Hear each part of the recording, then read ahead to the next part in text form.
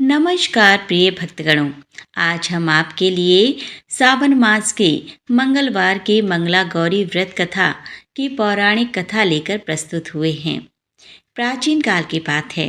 भारतवर्ष के एक सुरम्य क्षेत्र में पंपापुर नाम का एक अत्यंत सुंदर और समृद्ध नगर बसा हुआ था।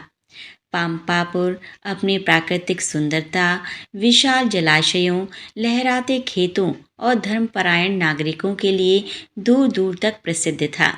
इसी नगर में धर्मपाल नाम का एक अत्यंत प्रतिष्ठित और दयालु साहूकार अपनी पत्नी सुशीला के साथ रहता था। भगवान शिव और माता पार्वती की कृपा से साहूकार के पास धन धान्य, विशाल भवन, भांति भांति के वस्त्र, आभूषण, दास दासी और अपार संपत्ति की कोई कमी नहीं थी। नगर का हर व्यक्ति उनका सम्मान करता था। साहूकार नित्य प्रति दीन दुखियों को दान देता, भूखों को भोजन कराता और धार्मिक आयोजनों में बढ़ चढ़कर भाग लेता था। किंतु इतने सारे सुखों और वैभव के बीच भी साहूकार और उसकी पत्नी का जीवन अधूरा था। उनके जीवन में सबसे बड़ा संताप यह था कि उनकी कोई संतान नहीं थी। विवाह के अनेक वर्ष बीत जाने के बाद भी उनके घर के आंगन में किसी बालक की किलकारी नहीं गूंजी थी। पुत्र अथवा पुत्री के बिना उन्हें अपना संपूर्ण धन वैभव निरर्थक और व्यर्थ प्रतीत होता था। संध्या के समय जब साहूकार अपने कार्य से लौटकर घर आता तो अपनी पत्नी के उदास चेहरे को देखकर उसका हृदय भी वेदना से भर जाता। सुशीला प्रायः माता पार्वती के चित्र के समक्ष बैठकर अश्रु बहाया करती थी और मन ही मन प्रार्थना करती थी, हे जगदम्बे, हे महारानी, क्या मेरे भाग्य में संतान का सुख नहीं लिखा? क्या मेरा यह आंगन सदा ऐसा ही सूना रहेगा? साहूकार भी अपनी पत्नी को ढांढस बंधाता, परंतु अंदर ही अंदर वह भी इसी निराशा के सागर में डूबता जा रहा था। एक दिन की बात है। ग्रीष्मकाल की ढलती दोपहरी में एक तेजस्वी साधु महात्मा पंपापुर नगर में आए। उनका मुखमंडल दिव्य आभा से दमक रहा था और उनके गले में रुद्राक्ष की माला थी। घूमते घूमते वे साहूकार धर्मपाल के द्वार पर पहुंचे और हरि कथा का संकीर्तन करने लगे। द्वार पर साधु को आया देख साहूकार और उसकी पत्नी अत्यंत प्रसन्न हुए। साहूकार ने आगे बढ़कर साधु महाराज के चरण स्पर्श किए, उन्हें आदरपूर्वक गृह के भीतर ले जाकर एक उत्तम आसन पर बिठाया। सुशीला ने तुरंत साधु महाराज के लिए शीतल जल और स्वादिष्ट फलाहार प्रस्तुत किया। साहूकार दंपति ने साधु महाराज की अत्यंत भक्ति भाव से सेवा शुश्रूषा की। साधु महाराज साहूकार के आतिथ्य और भक्ति भाव से अत्यंत प्रसन्न हुए।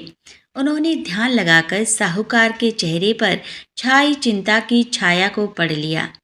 साधु महाराज ने करुणा भरे स्वर में कहा, हे सेठ, तुम्हारी सेवा और भक्ति से मैं अत्यंत प्रसन्न हूँ, परंतु तुम्हारे मुख पर यह उदासी कैसी?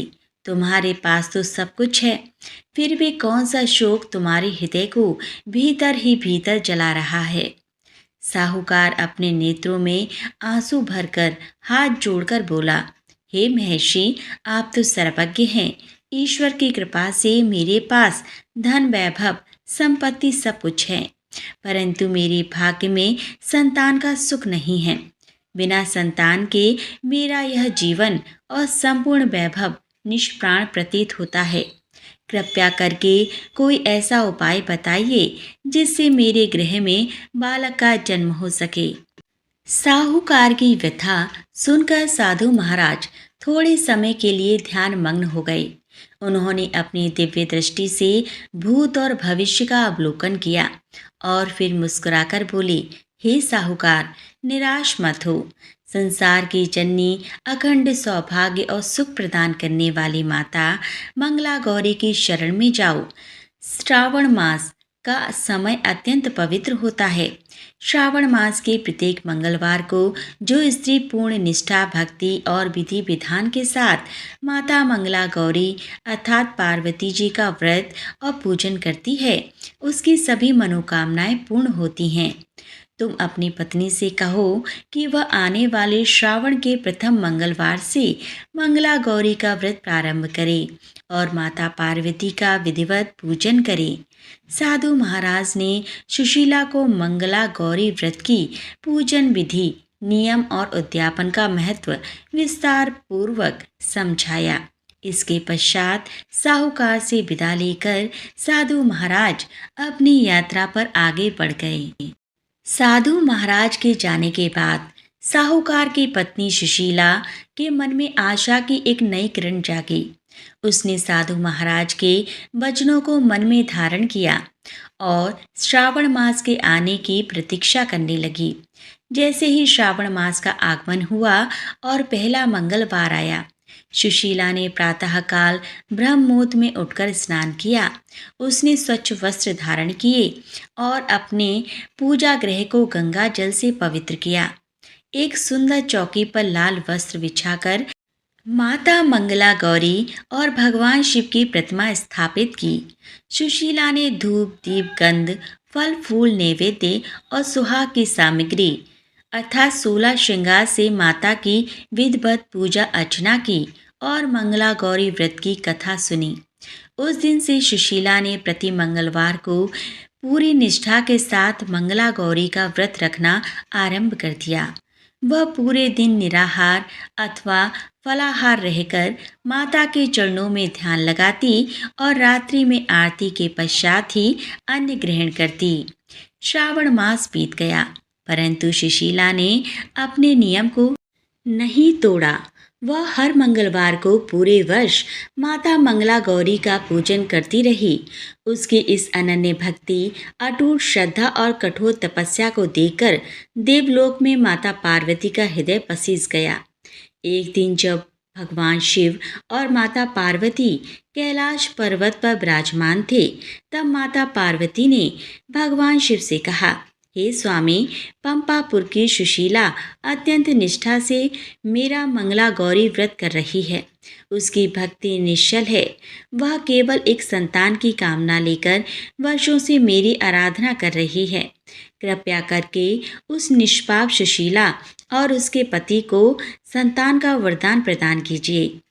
भगवान शिव ने देवी पार्वती की बात सुनकर मंद मुस्कान के साथ कहा, हे देवी, साहूकार और उसकी पत्नी धार्मिक हैं, परंतु उनके प्रारब्ध और भाग्य के विधान में संतान का योग नहीं है। फिर भी तुम्हारी इच्छा और सुशीला की अगाध भक्ति के कारण मैं उन्हें पुत्र प्राप्ति का विधान स्वीकृत करता हूँ। उसी रात्रि माता पार्वती और भगवान शिव की कृपा से साहूकार धर्मपाल को एक अद्भुत स्वप्न आया। एक दिव्य आकाशवाणी हुई, हे साहूकार, तुम्हारी पत्नी की भक्ति से प्रसन्न होकर माता मंगला गौरी तुम्हें पुत्र प्राप्ति का वरदान देती हैं। तुम प्रातःकाल उठकर नगर के बाहर स्थित सघन वन में जाओ। वहाँ एक विशाल और प्राचीन आम का वृक्ष है, जिसके नीचे विघ्नहर्ता श्री गणेश जी की प्रतिमा स्थापित है। उस आम के वृक्ष पर लगे हुए फल को तोड़कर अपनी पत्नी को खिला दो। इससे तुम्हें अवश्य ही एक तेजस्वी पुत्र रत्न की प्राप्ति होगी। प्रातःकाल उठते ही साहूकार ने अपना स्वप्न अपनी पत्नी को बताया। दोनों अत्यंत हर्षित हुई। साहूकार बिना कोई विलंब किए तुरंत नगर के बाहर वन की ओर निकल पड़ा। घंटों की खोज और कठिन परिश्रम के पश्चात साहूकार को वही विशाल आम का वृक्ष मिल गया। उसने देखा कि वृक्ष के नीचे सचमुच श्री गणेश जी की एक अत्यंत भव्य और प्राचीन प्रतिमा स्थापित थी और वृक्ष की शाखाओं पर रसीले आम लगे हुए थे। साहूकार अत्यंत हर्षित हुआ, परंतु आम का फल वृक्ष की काफी ऊंची शाखा पर लगा हुआ था, जहां तक उसका हाथ नहीं पहुंच सकता था। अत्यधिक उतावलेपन और शीघ्रता के कारण साहूकार की मति भ्रमित हो गई। उसने आम तोड़ने के लिए नीचे से पत्थर उठाकर पेड़ की ओर फेंकना शुरू कर दिया। साहूकार ने एक बड़ा पत्थर जोर से मारा। पत्थर पेड़ की शाखा से टकराया और आम का फल तो टूटकर नीचे गिर गया, परंतु दुर्भाग्यवश वही पत्थर उछलकर नीचे विराजमान श्री गणेश जी की प्रतिमा के मस्तक पर जा लगा। प्रतिमा को पत्थर लगते ही वहां एक भयंकर गर्जना हुई। गणेश जी साहूकार के इस स्वार्थी और अविवेक पूर्ण कृत्य से अत्यंत रुष्ट हो गई। तत्काल एक अदृश्य और गंभीर वाणी गूंजी, हे अज्ञानी और स्वार्थी मनुष्य, अपनी इच्छा और संतान की लालसा में तू इतना अंधा हो गया कि तूने मेरे स्वरूप को आघात पहुंचाया। तूने फल पाने के लिए मुझे चोट पहुंचाई है, इसीलिए तुझे भी इस कृत्य का फल भुगतना होगा। माता पार्वती के आशीर्वाद और तेरी पत्नी के मंगला गौरी व्रत के प्रभाव से तुझे पुत्र रत्न की प्राप्ति तो निश्चित ही होगी, परंतु वह पुत्र दीर्घायु नहीं होगा। जब वह अपने जीवन के 21वें वर्ष में प्रवेश करेगा, तब सर्प के डसने से उसकी मृत्यु हो जाएगी। यह भयंकर श्राप सुनकर साहूकार कांप उठा। उसके हाथ से आम का वृक्ष अर्थात फल छूटते छूटते बचा। वह रोने लगा और गणेश जी की प्रतिमा के समक्ष गिरकर क्षमा मांगने लगा, परंतु देववाणी पुनः गूंजी, जो विधान बन चुका है वह टल नहीं सकता। साहूकार अत्यंत दुखी हृदय और भारी मन से वह आम का फल लेकर अपने घर लौटा। उसने अपनी पत्नी सुशीला को वह आम का फल तो खाने के लिए दे दिया, परंतु गणेश जी के उस भयंकर श्राप की बात अपनी पत्नी से छिपा ली। उसने सोचा कि यदि मैं अपनी पत्नी को इस श्राप के बारे में बता दूंगा तो वह जीवित ही मर जाएगी। आम का फल खाने के कुछ समय पश्चात सुशीला गर्भवती हुई। साहूकार के घर में खुशी का माहौल छा गया। 9 माह पूर्ण होने पर सुशीला ने एक अत्यंत सुंदर, तेजस्वी और कांतिमान बालक को जन्म दिया। बालक के जन्म की सूचना मिलते ही पंपापुर नगर में बधाई के गीत गाए जाने लगे। साहूकार ने गरीबों और ब्राह्मणों में मुक्त हस्त से अन्न, वस्त्र और स्वर्ण दान किया। बालक का नामकरण संस्कार किया गया और उसका नाम मनु रखा गया। मनु बचपन से ही अत्यंत बुद्धिमान, नम्र और गुणी था। उसकी बाल सुलभ क्रीड़ाओं से साहूकार का घर चहक उठा। सुशीला अपने पुत्र को देखकर फूली न समाती थी, परंतु साहूकार जब भी मनु को देखता तो उसके मन में गणेश जी का श्राप क्रोध जाता। साहूकार रात रात भर सो नहीं पाता था और मन ही मन गणित लगाता रहता था कि मनु के जीवन के कितने वर्ष बीत चुके हैं और कितने शेष हैं। समय अपनी गति से व्यतीत होता रहा। देखते ही देखते मनु बड़ा होने लगा। उसने अल्पायु में ही शास्त्रों और व्यापार का ज्ञान प्राप्त कर लिया।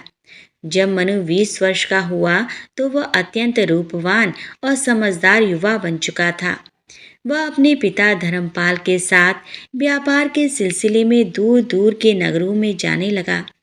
साहूकार धर्मपाल की चिंता अब अपने चरम पर थी, क्योंकि मनु अपने जीवन के 21वें वर्ष के निकट पहुंच रहा था।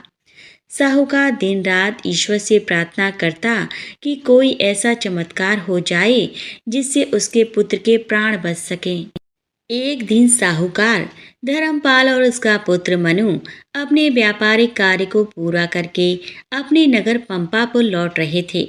मार्ग में दोपहर की तीव्र धूप से थककर वे दोनों एक सुंदर गांव के निकट स्थित एक विशाल तालाब के किनारे पहुंचे। तालाब के किनारे एक विशाल और छायादार बरगद का वृक्ष था। पिता और पुत्र दोनों बरगद के वृक्ष की ठंडी छांव में बैठ गए और अपने साथ लाया हुआ भोजन निकाल कर खाने लगे। उसी समय उस गांव की 2 युवतियां तालाब के घाट पर कपड़े धोने और जल भरने के लिए आईं।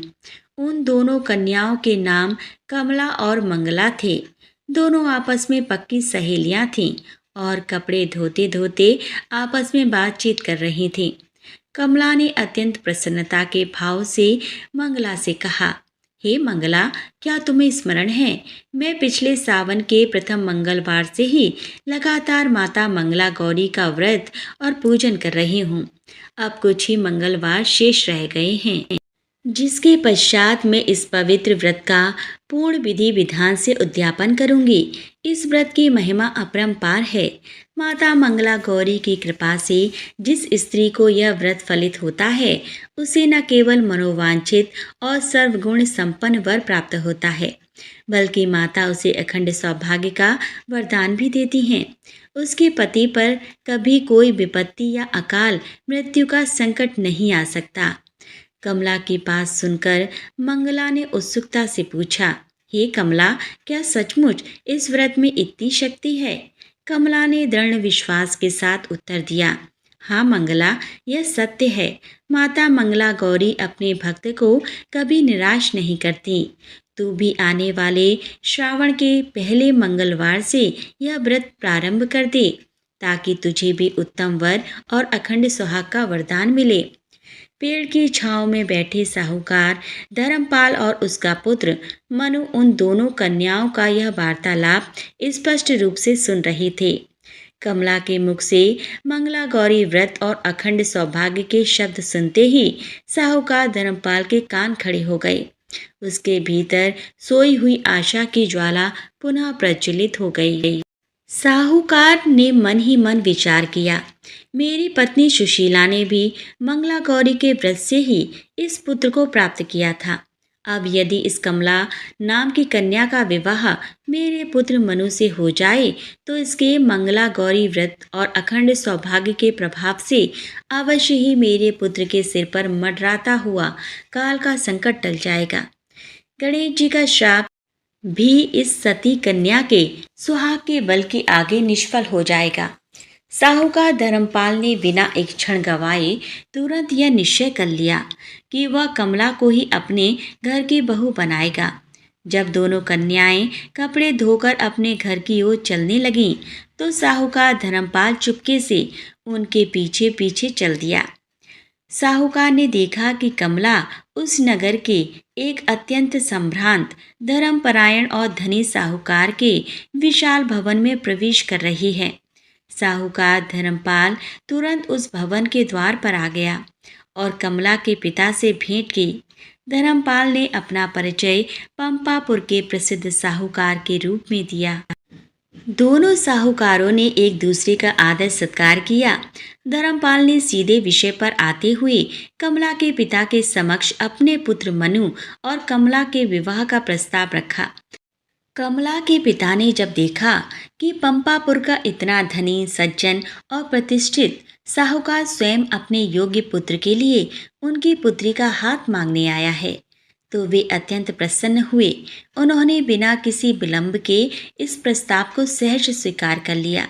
शीघ्र ही विवाह की तिथि निश्चित की गई। शुभ मुहूर्त में बड़े ही धूमधाम, हर्षोल्लास और वैदिक मंत्रोच्चारण के बीच मनु और कमला का पाणी ग्रहण संस्कार संपन्न हुआ। कमला विदा होकर अपने ससुराल पंपापुर आ गई। पंपापुर आने पर साहूकार धर्मपाल और सुशीला ने अपनी नई बहू कमला का भव्य स्वागत किया। कमला अत्यंत सुशील, नम्र और धर्मनिष्ठ और पतिव्रता स्त्री थी। वह घर के सभी सदस्यों की सेवा करती और अपने पति मनु का विशेष ध्यान रखती थी। ससुराल आने के बाद भी कमला ने अपने नियम को नहीं बदला। वह पूर्ववत प्रत्येक मंगलवार को माता मंगला गौरी का व्रत रखती, विधि विधान से पूजन करती और माता के चरणों में अपना मस्तक नवाती थी। समय का चक्र बीतता गया और वह दिन भी आ गया जब मनु अपने जीवन के 21वें वर्ष में प्रवेश कर चुका था और गणेश जी के श्राप के अनुसार उसकी मृत्यु की तिथि निकट आ गई थी। साहूकार धर्मपाल चिंता से व्याकुल था, परंतु उसे अपनी बहू कमला के भक्ति बल पर पूरा विश्वास था। उसी माह के एक मंगलवार की रात्रि जब कमला माता मंगला गौरी का ध्यान करके सो रही थी, तब उसकी भक्ति और निष्ठा से प्रसन्न होकर स्वयं जगत जननी माता पार्वती उसके स्वप्न में प्रकट हुई। माता पार्वती का रूप अत्यंत दिव्य, प्रकाशमान और करुणा से भरा हुआ था। माता पार्वती ने स्वप्न में कमला से कहा, हे पुत्री कमला, उठो और मेरी बात ध्यानपूर्वक सुनो। तुम्हारी अनन्य भक्ति और नियम पूर्वक किए गए मंगला गौरी व्रत से मैं अत्यंत प्रसन्न हूँ। परंतु तुम्हारे पति मनु की आयु में पूर्व जन्म और गणेश जी के श्राप के कारण संकट उपस्थित है। आज की ही रात्रि ठीक अर्धरात्रि के समय यमराज का दूत बनकर एक अत्यंत विषैला और भयंकर सर्प तुम्हारे पति के प्राण हरने के लिए तुम्हारे कक्ष में प्रवेश करेगा। यह सुनकर स्वप्न में ही कमला भयभीत हो गई और माता पार्वती के चरणों में गिर पड़ी। माता पार्वती ने उसे अभय वरदान देते हुए कहा, घबराओ मत पुत्री, तुम्हारे अखंड सुहाग की रक्षा करना मेरा दायित्व है। मैं तुम्हें इस संकट से उबरने का मार्ग बताती हूँ। तुम तुरंत उठो और अपने शयन कक्ष के द्वार पर एक कटोरे अथवा प्याले में मीठा उबला हुआ दूध रख दो। उस दूध के प्याले के ठीक बगल में एक मिट्टी का खाली मटका अर्थात कलश रख दो और उसका ढक्कन पास ही रख लो। जब वह सर्प कक्ष में आएगा तो वह विषैला सर्प दूध की सुगंध से आकर्षित होकर सबसे पहले प्याले का मीठा दूध पिएगा। दूध पीने के पश्चात तृप्त होकर वह विश्राम करने के लिए स्वतः ही उस खाली मटके के भीतर प्रवेश कर जाएगा। जैसे ही सर्प मटके के अंदर जाए, तुम बिना डरे तुरंत उस मटके का मुंह ढक्कन से बंद कर देना और उसे कपड़े से कसकर बांध देना। इसके पश्चात प्रातः काल होते ही उस मटके को ले जाकर निर्जन वन में छोड़ आना। ऐसा करने से तुम्हारे पति के प्राण बच जाएंगे। इतना कहकर माता पार्वती अंतर ध्यान हो गईं। माता पार्वती के अंतर ध्यान होते ही कमला की आंख खुल गई। वह पसीने से लथपथ थी। उसने देखा कि अर्धरात्रि का समय होने को था और उसके पति मनु गहरी नींद में सो रहे थे। कमला ने एक क्षण भी व्यर्थ नहीं गमाया। उसने माता पार्वती के वचनों को माता का तारणहार आदेश माना। वह तुरंत रसोई घर में गई। उसने एक कटोरे में मीठा दूध लिया और उसे अपने शयन कक्ष के मुख्य द्वार के निकट रख दिया। माता पार्वती के निर्देशानुसार उसने उस दूध के कटोरे के ठीक बगल में एक खाली मिट्टी का मटका स्थापित कर दिया और अपने हाथ में एक स्वच्छ वस्त्र तथा ढक्कन लेकर छिपकर प्रतीक्षा करने लगी। ठीक अर्धरात्रि के समय वातावरण में एक अजीब सी शीतलता और सरसराहट छा गई। कक्ष के कोने से एक भयंकर काला और अत्यंत विषैला सर्प फुंकार मारता हुआ प्रविष्ट हुआ। उसकी आंखें अंगारे की तरह चमक रही थीं और वह सीधे मनु के बिछोने की ओर बढ़ रहा था। सर्प को देखकर एक पल के लिए कमला का हृदय कांप उठा, परंतु उसने तुरंत अपने मन में माता मंगला गौरी का स्मरण किया और धैर्य बनाए रखा। जैसे ही सर्प बिछोने के पास पहुंचने वाला था, उसकी दृष्टि द्वार पर रखे मीठे दूध के कटोरे पर पड़ी। दूध की मनमोहक सुगंध से आकर्षित होकर सर्प मनु की ओर न जाकर दूध के कटोरे की ओर मुड़ गया। सर्प ने कटोरे में रखा सारा मीठा दूध पी लिया। दूध पीने के पश्चात सर्प अत्यंत सुस्त और तृप्त हो गया। आलस्य के कारण वह आश्रय ढूंढने लगा और ठीक बगल में रखे खुले मिट्टी के मटके के भीतर प्रवेश कर गया। कमला इसी अवसर की प्रतीक्षा में थी। जैसे ही सर्प की पूंछ भी मटके के भीतर गई, कमला ने अत्यंत फुर्ती और साहस का परिचय देते हुए तुरंत ढक्कन से मटके का मुंह बंद कर दिया। उसने बिना देर किए एक मोटे कपड़े और रस्सी से मटके के मुंह को इतनी मजबूती से बांध दिया कि सर्प चाहकर भी बाहर ना निकल सके। कमला ने पूरी रात जागकर माता मंगला गौरी के मंत्रों का जाप करते हुए बिताई। प्रातः काल का सूर्य उदित हुआ। पक्षियों का चहचहाना शुरू हुआ। कमला ने देखा कि उसका पति मनु पूर्णतः स्वस्थ और सुरक्षित नींद से जाग रहा था। कमला ने तुरंत उस बंधे हुए मटके को उठाया और नगर से दूर एक सघन निर्जन वन में ले जाकर मटके का बंधन खोलकर उसे सुरक्षित छोड़ दिया, जिससे सर्प अपने प्राकृतिक वास में चला गया। जब कमला घर वापस लौटी तो उसने पूरी घटना और माता पार्वती के स्वप्न में आने के बाद अपने पति मनु, ससुर धर्मपाल और सास सुशीला को बताई। यह सुनते ही साहूकार धर्मपाल के नेत्रों से अश्रुओं की धारा बह निकली। उसने अपने पुत्र मनु को गले से लगा लिया और अपनी बहू कमला के चरणों में झुकने लगा। साहूकार ने रोते हुए अपने परिवार को गणेश जी के उस पुराने श्राप और आम के वृक्ष की पूरी कहानी सुनाई। साहूकार ने कहा, हे कमला, तू केवल इस घर की बहू नहीं, बल्कि मेरे पुत्र के प्राणों की रक्षक और साक्षात लक्ष्मी है।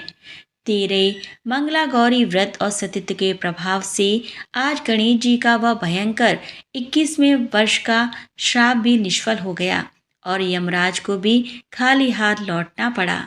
यह बात सुनते ही पूरे पंपापुर नगर में यह समाचार फैल गया। साहूकार के घर में अपार खुशियों का माहौल छा गया। अगले मंगलवार को कमला ने माता मंगला गौरी के व्रत का अत्यंत भव्य और शास्त्रोक्त विधि से उद्यापन किया। सुंदर मंडप सजाया गया। 16 प्रकार की सुहाग सामग्रियां, साड़ी, सिंदूर, बिंदी, चूड़ियां, काजल, मेहंदी आदि माता को अर्पित की गईं। 16 ब्राह्मणों और 16 सुहागन स्त्रियों को आदरपूर्वक आमंत्रित कर भोजन कराया गया। उन्हें दान दक्षिणा और सुहाग पिटारी भेंट की गई और उनका आशीर्वाद प्राप्त किया गया। नगर की सभी महिलाओं ने जब मंगला गौरी व्रत के इस अद्भुत और अलौकिक प्रभाव को देखा तो वे भी भक्ति भाव से भर गईं।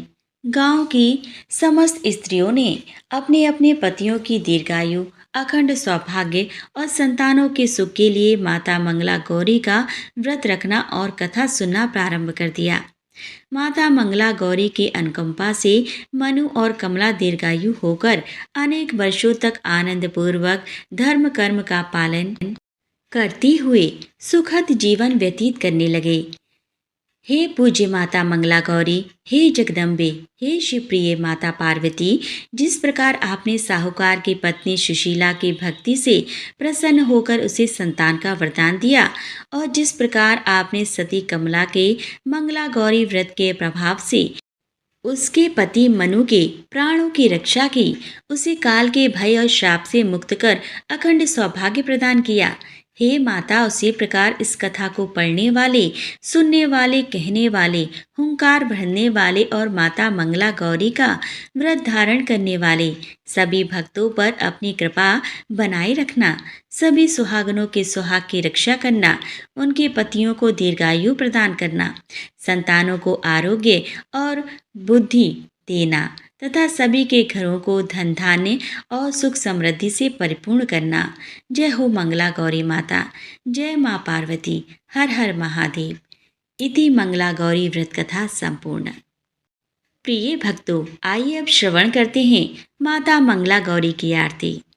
जय मंगला गौरी माता, जय मंगला गौरी माता, ब्रह्म सनातनी देवी, शुभ फल का दाता। जय मंगला गौरी माता, जय मंगला गौरी माता, जय मंगला गौरी माता, ब्रह्म सनातन देवी, शुभ फल का दाता।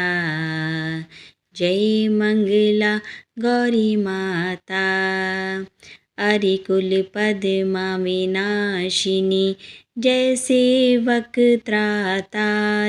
मैया जय सेवक त्राता, जग जीवन जगदम्बा, हरि हरि गुण गाता। जय मंगला गौरी माता, जय मंगला गौरी माता। सिंह को वाहन साजे, कुंडल है साथा, मैया कुंडल है साथा। देव बधू जहाँ गावत नृत्य करता था, जय मंगला गौरी माता, जय मंगला गौरी माता। सतयुगशील सुसुंदर नाम सटी कहलाता, मैया नाम सटी कहलाता। हेमांचल घर जनमी सखियन रंग राता। जय मंगला गौरी माता, जय मंगला गौरी माता। शुंभ निशुंभ बिदारी हेमांचल स्याता, मैया हेमांचल स्याता। सहज भुजा तनु धरि के चक्र लियो हाता। ओम जय मंगला गौरी माता, जय मंगला गौरी माता। सृष्टि रूप तू ही जननी शिव संग रंग राता, मैया शिव संग रंग राता। नंदी भृंगी बीन लाही सारा मद माता। जय मंगला गौरी माता, मैया जय मंगला गौरी माता। देवन अरज करते हम चित को लाता, मैया हम चित को लाता। गावत दे दे ताली मन में रंग राता। ओम जय मंगला गौरी माता, जय मंगला गौरी माता। मंगला गौरी माता की आरती जो कोई गाता, मैया आरती जो कोई गाता। सदा सुख संपत्ति पाता। जय मंगला गौरी माता, मैया जय मंगला गौरी माता। बोलिए मंगला गौरी माता की जय।